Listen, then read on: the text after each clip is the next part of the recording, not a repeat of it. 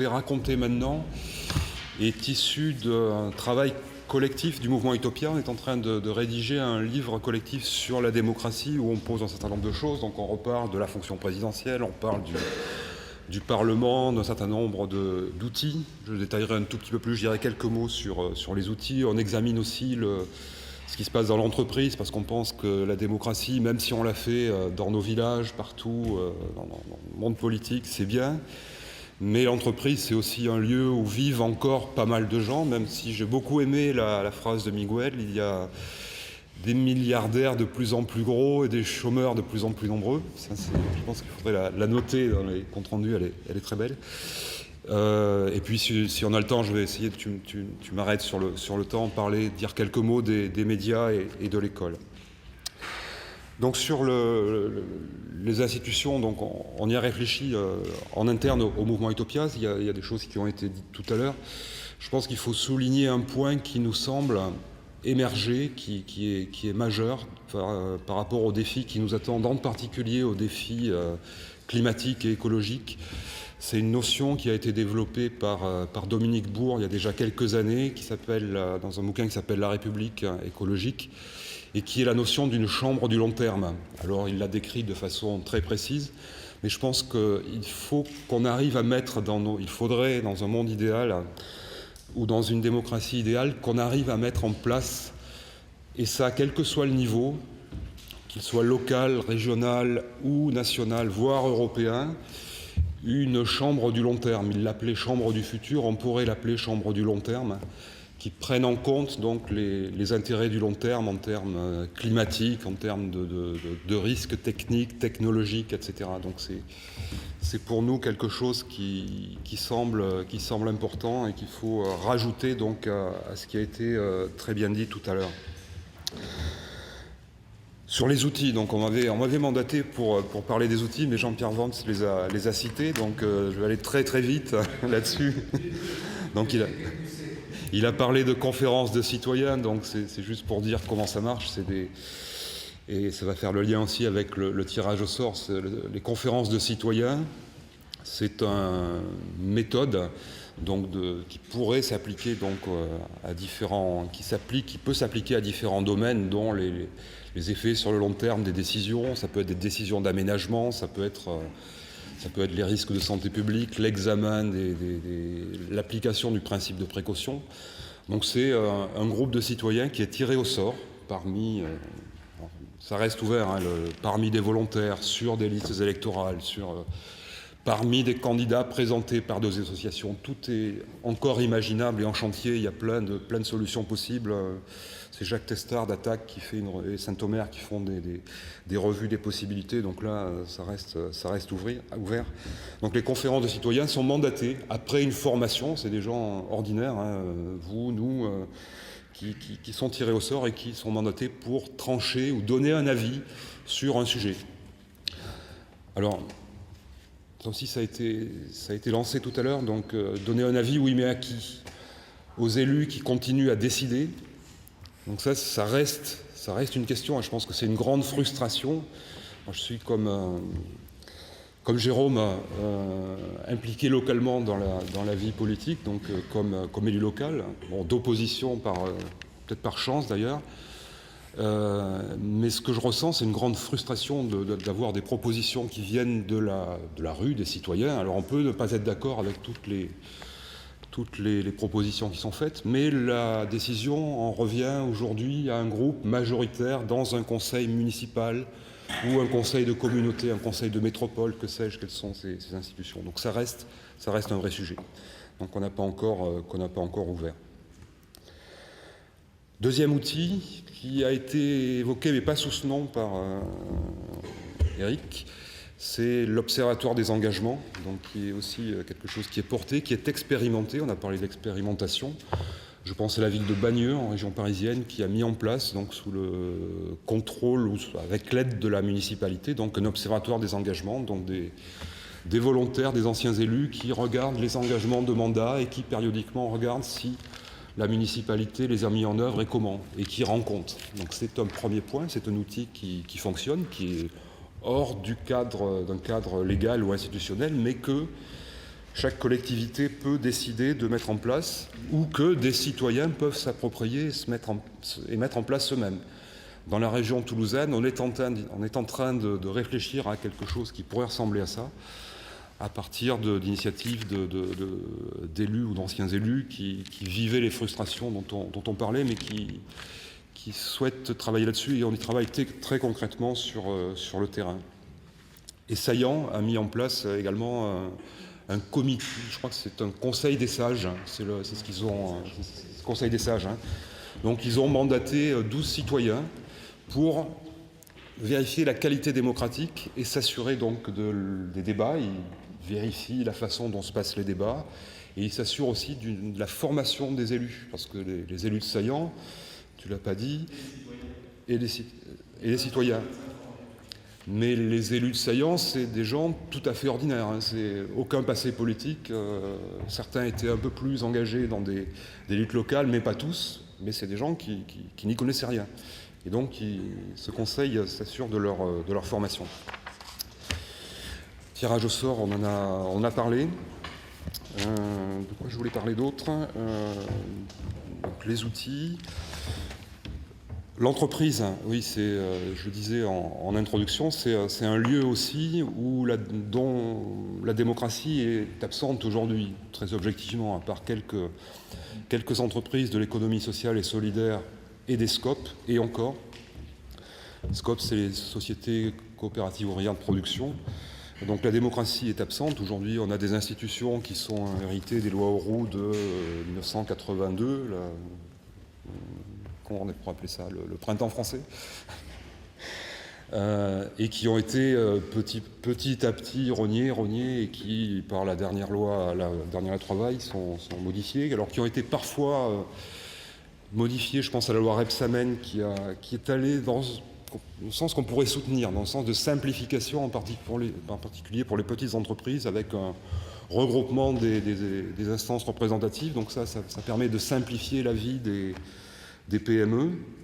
Donc nous, ce qu'on pense et ce qu'on propose, c'est qu'il faudrait impliquer davantage l'ensemble des parties prenantes dans la vie des entreprises. Alors, on n'a pas employé le mot de gouvernance, ça y est, je l'ai dit. Personne ne l'aime ce mot-là, mais on n'en a pas d'autre.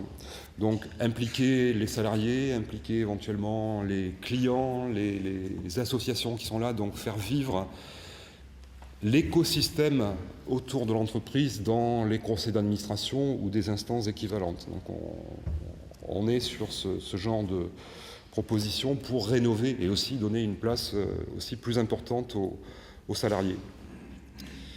Là, je passe sur la limitation de la concentration du capital. J'ai un tout petit peu évoqué tout à l'heure dans mon intervention précédente, mais ça nous semble aussi quelque chose d'important. Et aussi un contrôle, donc ça revient à ce qu'on disait sur la chambre du long terme ou la chambre du futur, donc avoir une instance qui vérifie que les produits fabriqués, proposés par une entreprise sont conformes aux attentes et aux intérêts des générations futures. J'ai lu quelque part assez récemment que la Suède avait promulgué une loi, je crois que c'est la Suède, sur l'obsolescence programmée, quelque chose d'assez précis. Donc c'est aussi quelque chose qui nous ruine à long terme et il faut travailler là-dessus. Voilà, d'autres choses? J'ai encore un peu de temps ou on y reviendra? Le temps que je consacrerai bien à médiaculture. Média.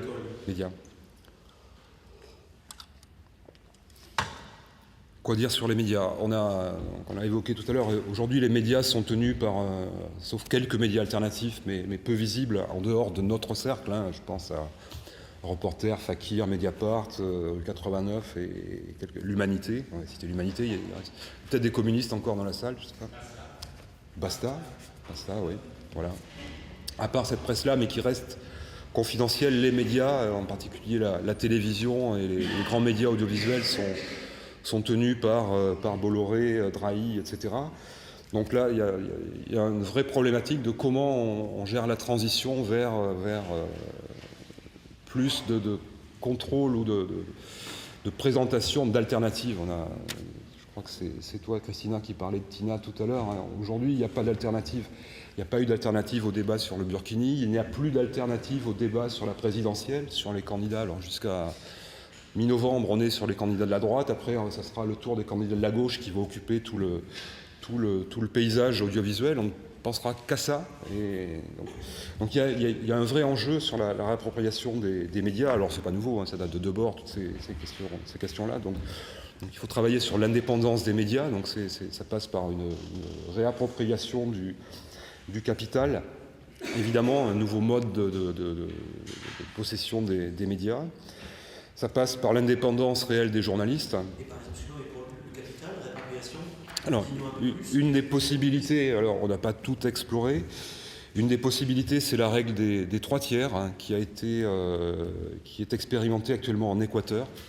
Un tiers de médias citoyens, associatifs, un tiers de médias publics, contrôlés par le public, et un tiers de médias privés. Donc ça donne du pluralisme. Donc ça laisse un tiers de l'espace d'expression à la société civile au travers des associations. Voilà. Plus, donc ça pourrait être des pistes qui restent à explorer. La transparence, aujourd'hui, ça nécessite c'est les notions d'open data, hein, l'accès à tous aux sources d'information, aux vraies sources d'information réelles, et pas celles qui sont digérées ou pas d'ailleurs, restituées par les journalistes. Donc ça aussi, c'est quelque chose qui nous semble important. Donc, et le pluralisme, donc ça va avec ce que j'ai dit tout à l'heure. Voilà. Par exemple, à ceux qui au dépêche, c'est ça, à ceux qui à partir de voilà. les premières vont déjà fabriquer une information, un discours qui est déjà dans mainstream, ce qu'on pourrait appeler mainstream. Tout à fait. Sur l'école, quelques mots. Oui. Sur l'école, j'ai évoqué tout à l'heure, donc parfois quand on discute dans la place publique, on nous dit au lieu de vous occuper de démocratie dont tout le monde parle, votre prochain livre, il devrait s'attacher à déconstruire les grands corps de l'État. Donc on pensait au corps des mines, ou des ponts, pour ceux qui ne sont pas familiers, ces corps d'ingénieurs qui aujourd'hui encore sont tout puissants dans les infrastructures, qui font pas dire top management, l'encadrement de niveau supérieur de Vinci, de Bouygues, etc. Donc qui reproduisent toujours le même modèle. Quelqu'un disait tout à l'heure que nos élites sont incapables de sortir de leur mode de pensée parce qu'ils sont formés dans ces écoles-là. Ils sont formés à l'école des ponts, ils sont formés à l'ENA, ils sont formés dans ce Polytechnique, ils sont formés, on ne va pas dire l'ENS parce que c'est un peu particulier, mais Subtélécom. On a des gens qui sont complètement formatés, qui sont incapables d'entendre même, de comprendre un discours alternatif par rapport à ces choses-là. Autoroute, LGV, etc. On nous impose ça. Et donc là, il y a un vrai travail à faire sur ces reconstitutions d'élites, même si parfois ces écoles sont un peu plus ouvertes. On pense que ça passe par l'école dès le plus jeune âge, et évidemment par l'abandon des notes très, très vite, comme une mesure très concrète. C'est sortir de l'esprit de compétition qui est inculqué à nos enfants, nos petits-enfants, pour certains d'entre nous. Dès le début, la note, c'est la compétition, c'est le jugement, c'est rendre quelque chose qui est conforme à ce qui est attendu par les sachants ou par celui qui représente l'autorité. Non, aujourd'hui, il y a des alternatives. Jean-Pierre citait Montessori, Freinet, Steiner, qui ont des pédagogies qui sont complètement différentes et qui permettent de former des enfants beaucoup plus épanouis, ouverts à la collaboration. Je pense qu'il faut qu'on aille vers une société collaborative, hein, que ce soit le mot a été cité tout à l'heure, démocratie ou pas d'ailleurs, démocratie collaborative, c'est peut-être quelque chose qui caractériserait mieux ce qu'on souhaite que démocratie participative ou délibérative. Voilà. Et effectivement, pour faire le lien avec ce que Jean-Claude disait tout à l'heure, c'est vrai que forcément, si avec les enfants, on leur apprend à collaborer, on va sortir de démocratie concurrentielle, voilà, ou de l'ego. Donc, effectivement, tu parlais de ça. C'est effectivement dès le départ. Moi, dans ce que j'entends, là, je pense que je n'ai pas le mur pour passer la parole. Il y a suffisamment de choses qui ont été dites qui vont me permettre de réagir. Et ce que j'entends, c'est qu'il y a plein de possibilités. Il suffirait peut-être, là, de les entendre et de s'ouvrir de se dire, tiens, et si moi je faisais un observatoire de l'engagement dans mon quartier, si moi j'avais porté ces idées qui existent, constituantes, etc., on pourrait faire le pari que si on ouvrait des portes que des gens dont les gens n'auraient pas entendu, peut-être qu'en fait ça irait beaucoup plus vite que ce qu'on pense. Cette espèce de réappropriation et de raz-de-marée où toutes les envies suscitées par ce dont vous parlez, ça pourrait aller beaucoup plus vite, comme une déferlante qui n'est pas prévue, mais qui va pouvoir, en reprenant des petits outils qui paraissent au départ anodins, je note pour des enfants, des choses comme ça, si on commence à les appliquer, le non-renouvellement des mandats, ce sont des petites choses qui vont peut-être entraîner des pierres suivantes. Donc j'entends beaucoup d'espoir, en tout cas, dans ce que vous avez parlé. Jean-Pierre, vous voulez... Oui, juste pour compléter et pour engager le débat, un exemple, là je suis plus contributeur au débat, ces nouveaux modes alors je vais reprendre gouvernance, mais c'est quelque chose qu'on peut mettre en place dans nos associations, les associations qu'on crée. Cette histoire de non-cumul des mandats, on voit beaucoup dans les associations des présidents d'associations qui sont là depuis 20 ans et qui ne veulent pas lâcher. Donc si dans les statuts de l'association on dit c'est un mandat, 2 mandats, terme délimité, c'est quelque chose qu'on peut faire. De la même façon, dans les instances de ces associations, le monde associatif, il est fort en France. C'est de dire on veut partout de la parité. On ne veut plus parler d'un président, on veut 2 coprésidents, un homme, une femme. On veut 2 trésoriers, etc. Par exemple, c'est quelque chose qu'on peut faire. L'institution du tirage au sort dans les instances, y compris associatives, c'est quelque chose qu'on peut instituer.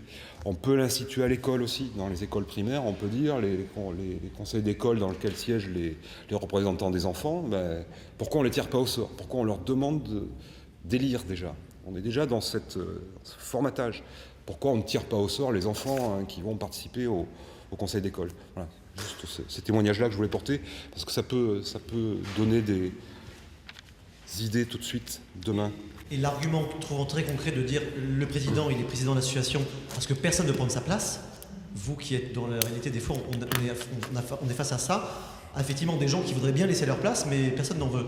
Si c'est prévu dès le départ, on serait obligé, c'est-à-dire que nous qui ne nous réveillons pas assez, si on tient à l'association et qu'on sait qu'il est obligé de partir et qu'on veut que ça continue, peut-être ça nous motiverait. La parité c'est pareil. Moi, les organismes, on essaie de le mettre en place. Souvent, on a un manque de candidature de la part de femmes, pour plein de raisons. Mais si on l'en est vraiment obligatoire, si vous venez pas, c'est paralysé. Donc peut-être qu'on arriverait à... Donc c'est effectivement des obstacles culturels, de mentalité, mais sur lesquels on pourrait sûrement arriver à travailler au fur et à mesure sur une temporalité plus ou moins longue.